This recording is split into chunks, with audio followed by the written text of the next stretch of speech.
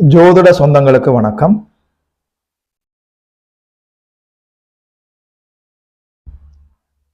யாரொருவருக்கு நல்ல புகழ் கிடைக்கும் என்று சொல்லி பார்க்கலாம்.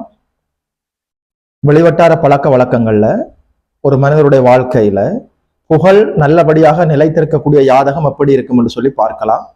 அதற்கு பலவிதமான கிரக சேர்க்கைகள் இருக்கிறது. ஒன்று இரண்டை பார்க்கலாம். 10ஆம் இடம் வலுவாக இருந்தால் ஒரு மனிதனுக்கு புகழ் கிடைக்கும். 10ஆம் அதிபதி வலுவாக அமர்ந்து வயசு காலத்துல தசாபுத்தி நடத்தினால் நல்ல புகழ் கிடைக்கும். லக்னாதிபதி நல்ல வலுவாக அமர்ந்தால் புகழ் கிடைக்கும். 3ஆம் இடத்துல 3ஆம் அதிபதி நல்ல சுபத்துவமாக ஸ்தான வலுவோடு அமர்ந்து தசாபுத்தி நடத்துகிற போது நல்ல புகழ் கிடைக்கும்.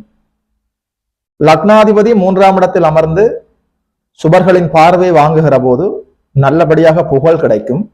எல்லாவற்றுக்கும் மேலாக சூரிய பகவான் 3ஆம் இடத்தில் அமர்ந்து வீடு கொடுத்தவர் நல்ல வலுவாக இருக்கிற போது, சூரியன் 3இல் அமர்ந்து வீடு கொடுத்த கிரகம் நல்ல வலுவாக இருக்கிற போது ஒரு மனிதருடைய காலத்துக்கு பிறகும் அவருடைய புகழ் நிலைத்திருக்கும். நமஸ்காரம்.